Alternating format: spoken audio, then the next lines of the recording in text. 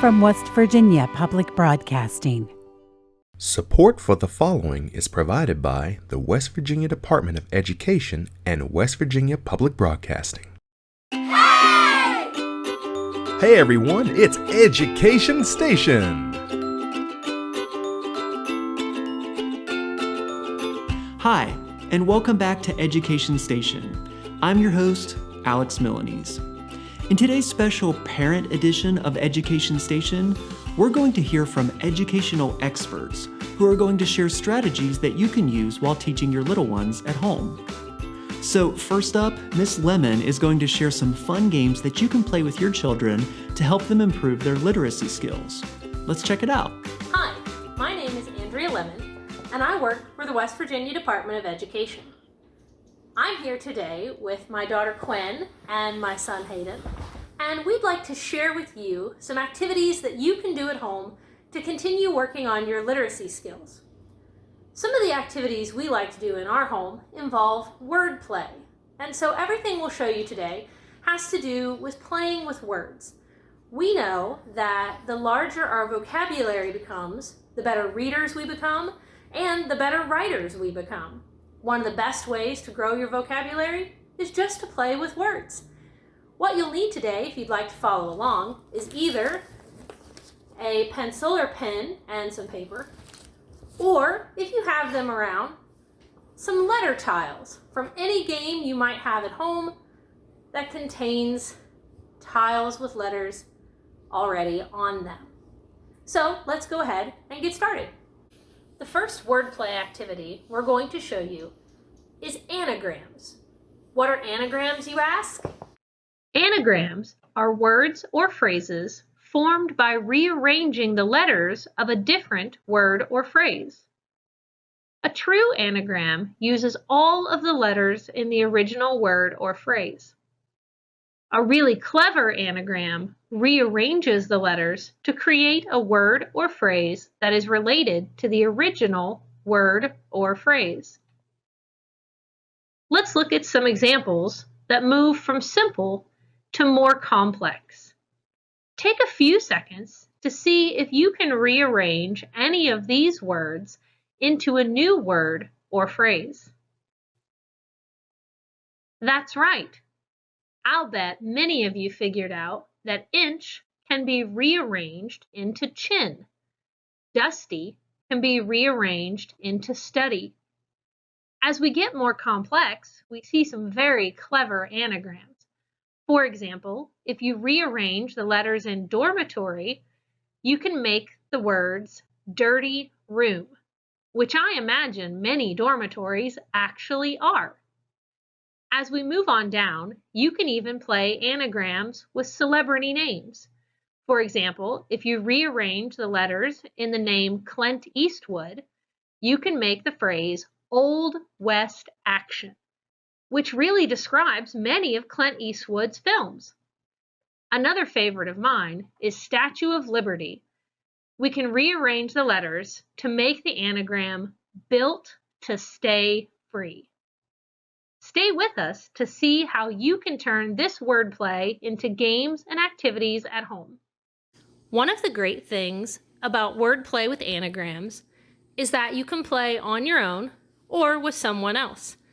You can also play with just pencil and paper, or if you have them available, you can play with letter tiles. Hayden likes to play with letter tiles, so we're going to show the solo option using letter tiles first.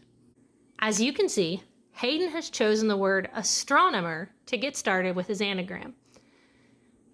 Now the trick is to try to get the letters rearranged to make a new word or phrase using all of the letters. So at first, you just sort of start grabbing letters to see what words you can make.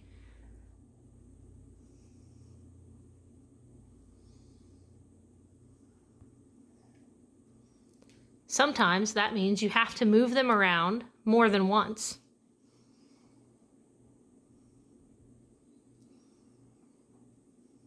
The great thing about using letter tiles is that you can continue to rearrange them and you don't trick yourself into giving extra letters that aren't there, and you also don't forget to use any letters because you can see, like now, we have the word trimmer, but we still have 4 letters left over that don't easily go into a word.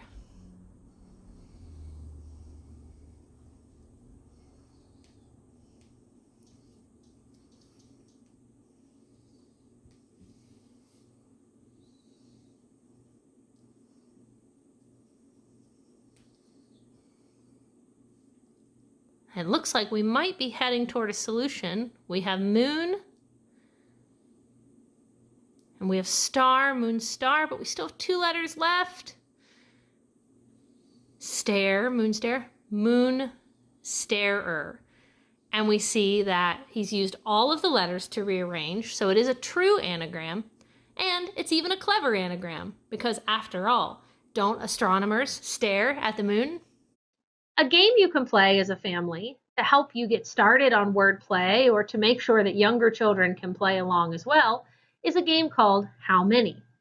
How Many starts with a word or phrase, just like anagrams, but instead of having to use all of the letters to create one new word or phrase, the goal is to just create as many words as you can using only the letters from the original word or phrase. This is a great game to play as a family because everyone can play. Younger children can create as many words as they can come up with, even if they might be shorter words, and you can encourage your older children to challenge themselves by coming up with words that have more letters. You can play the game How Many with a time limit, or you can play the game How Many by calling the winner when a certain number of words have been made. When the game is over, a great way to take it to the next level with a little bit of vocabulary instruction is to have everyone share their words and then point out how to make additional words. For example, on the screen you can see that many of the words can simply add an S to become longer words. Sometimes an ER can be added, and so then you can begin to talk as a family about how adding something to the beginning, like a prefix, or to the end, like a suffix of the word, changes the meaning of the word. This is a great way just to sneak in a little bit of instruction while you play word games with the family. Hayden and Quinn are going to demonstrate how to play How Many using pencil and paper. When I say go, they'll make as many words as they can out of the letters in astronomer. Go.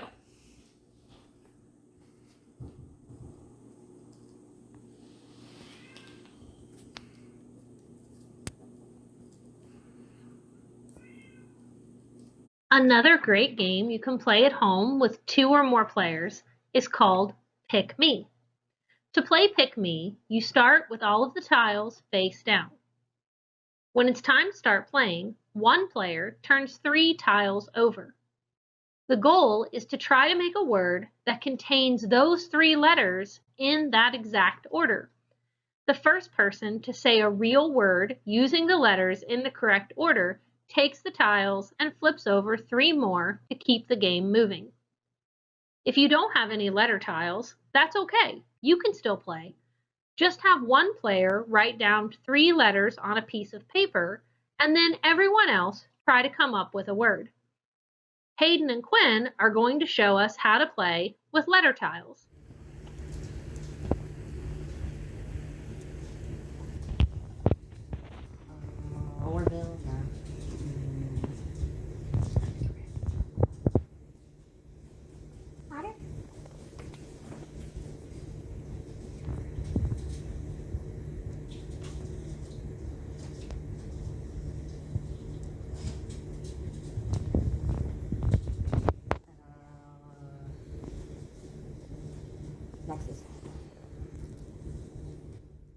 The last wordplay activity we'd like to share with you today is called Scram.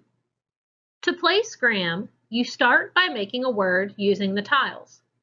The remaining tiles go face down to make a draw pile. When the game starts, each player draws 4 tiles each. The goal of the game is to swap one letter of the word at a time to make a new word. The first person to swap out all of their tiles into the new word and run out of tiles wins. Quinn, Hayden, and I are going to show you how to play.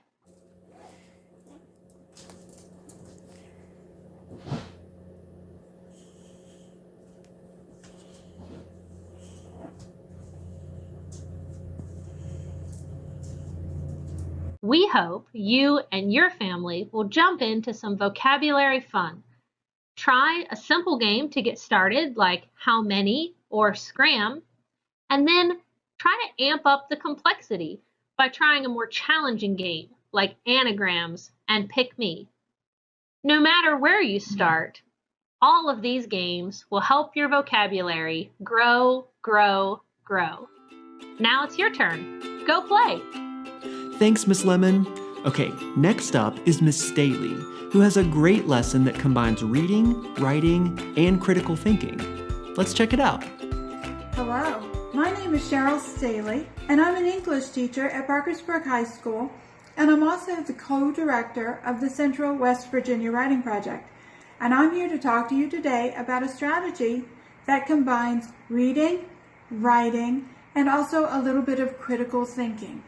The strategy I'm going to share with you today is called either a silent conversation or pass the paper, depending on what your child has learned in school. And this involves using a nonfiction piece of text.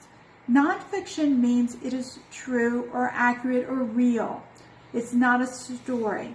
So you're going to pick a piece of text that could be a newspaper article, it could be from a magazine, it could be a picture, and from that you're going to be doing some reading and some writing and some responding.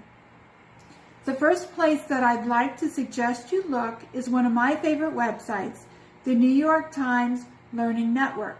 This is free for all students and is filled with a variety of resources that you can use.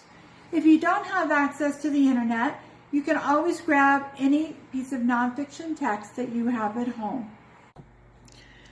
The text that I've selected for our demonstration is from the New York Times Learning Network, and it is an editorial cartoon. I selected this because I thought it would be something that a student could relate to, whether it is younger or an older student. This particular text references something that we discussed in my classroom earlier in the year.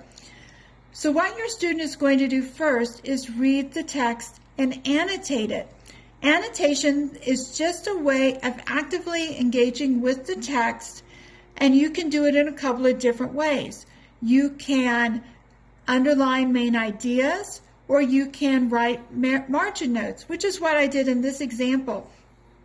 So to read the text, it says, I went to the woods because I wanted to live deliberately, to front only the essential facts of life.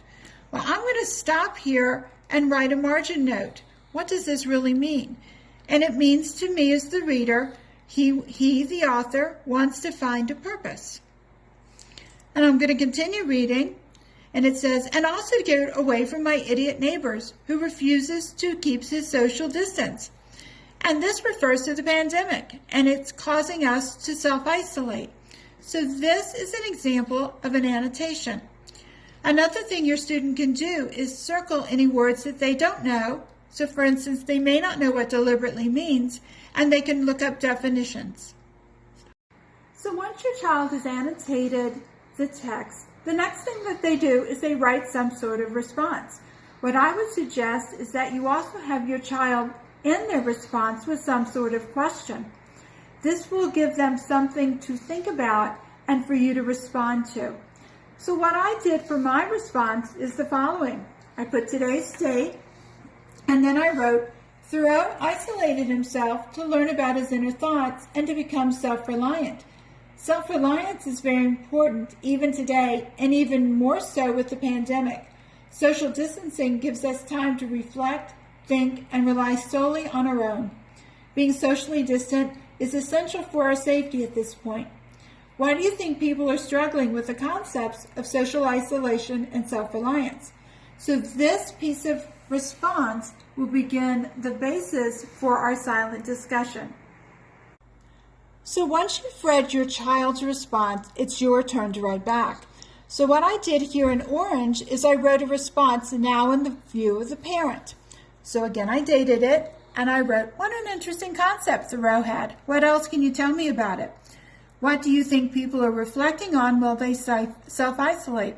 I sense frustration from this author when he refers to idiot neighbors. Do you feel frustrated? I think people might be afraid to be alone sometimes. Do you think social media might help people feel less isolated? How? So from this response, I would leave that for my child to write a response to. I've given him or her lots of questions to consider. I've referred to the text, and I'm even trying to take the conversation in a little bit of a different direction, checking in to see how they're doing, and also let's talk about social media. Okay, so now my child has written me back, and it's time for me to prepare my response. So what I want to do next is read what they've written, and this time maybe I could point out some different things that my student has done. So let's look at the response. People seem scared that they will run out of things like toilet paper. Our town has changed so much. People wear masks to the grocery store. They can't see their friends. No one can go anywhere. It is weird. Some people can't follow the rules, which is dangerous to everyone. Thank heavens for social media. I get to chat with my friends that way. Even some of my favorite singers are having house concerts. One of the things I could do is respond to the actual content.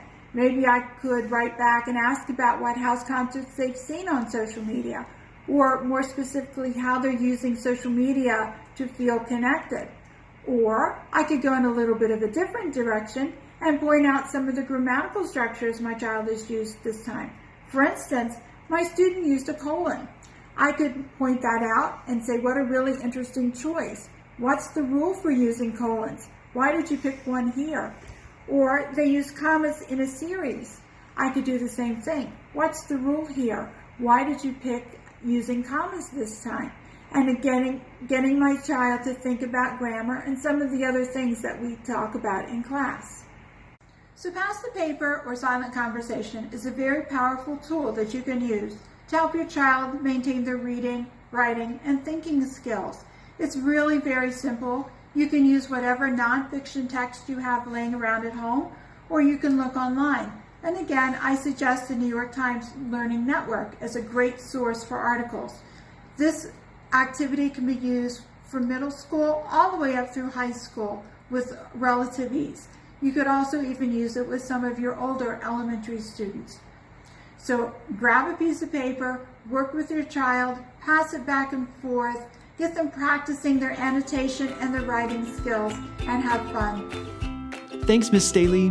Okay, we're going to round out today's episode with Miss Lewis, who's going to walk us through how to transform an everyday interaction into a learning opportunity.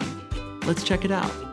Hello, my name is Becky Lewis, and I'm an early literacy specialist working on the West Virginia Campaign for Grade Level Reading, which is a partnership between the West Virginia Department of Education and the June Harless Center at Marshall University.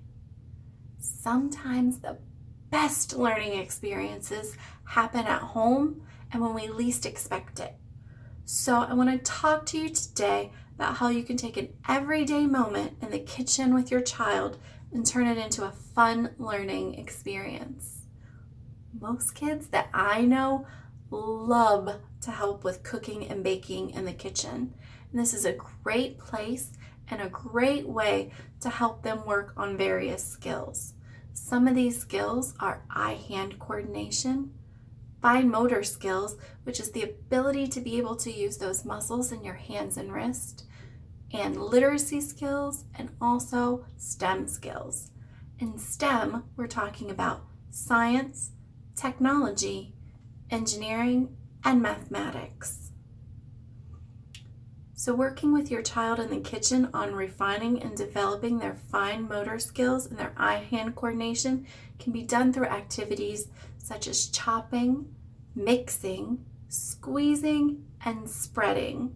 However, it's really important that we make sure the activities you're providing for your child are developmentally appropriate for their age and ability level. Here are a few suggestions for developmentally appropriate kitchen tasks by age.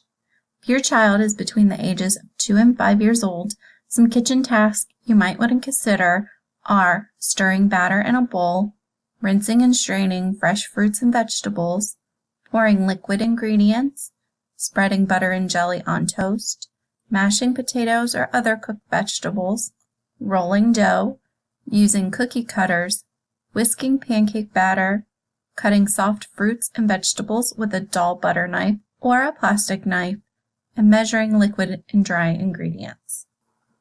For children who are between the ages of 6 years old and 8 years old, some tasks that you might want to consider for them are whisking eggs, frosting cupcakes and icing cookies, mixing cookie dough or brownie batter, using a can opener, juicer, and garlic press, grating cheese with a box or a hand grater, peeling fruits and vegetables, mixing and rolling pie and tart dough, making fresh pasta dough using a hand-crank pasta machine, melting chocolate in the microwave, using a paring knife or some other small knives, boiling eggs and pasta, frying eggs, and making a grilled cheese sandwich.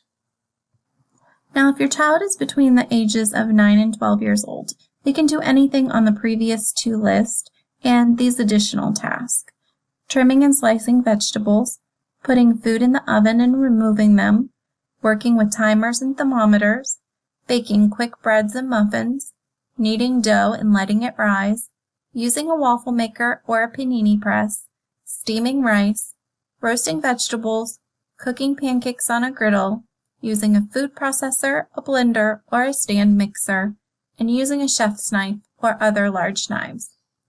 Now, just because these age suggestions are on here doesn't mean your child is ready or not ready for each task. You know your child best, and you know what they're capable of being set to work on.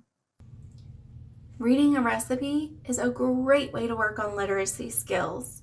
For younger children, you can go online and find recipes that include pictures.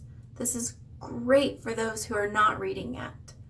For older children, you can use a recipe out of any cookbook or handwritten recipe that you have at home. And while you're reading the recipe with your child, they can work on decoding skills as well as fluency skills. And fluency means that when the child is reading, it sounds like normal speech. So that's where you want to get them. Also, as you're reading the recipe and following the list of steps, you're working on comprehension, the ability to be able to understand what the text is saying. Also, many recipes are a great place to build vocabulary because they include common and uncommon ingredients and also common and uncommon tasks.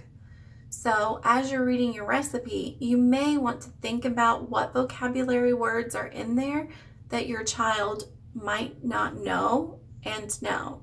Here's an example of me working with my daughter on building vocabulary. What does alternating mean? We're going to do, what that means is we're going to do some flour, some milk, some flour, some milk, and we're going to do that 3 times until it's all gone. It's really simple to add STEM into your cooking and baking activities with your child, and it's also a fun, engaging exploration for both them and for you. So you can start off simple at the ingredients list. So what you can do is look through the list of ingredients with your child and begin talking about where the product comes from and how it's made. If you have a little extra time, you could actually make one of the items.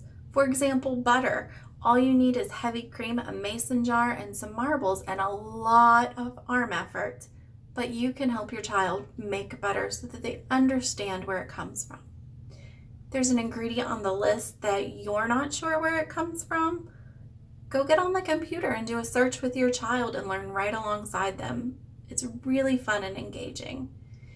Here's an example of me working with my own daughter Aspen on talking about where the ingredients come from. Okay, so let's talk about these ingredients before we get started. Where does butter come from? Cow?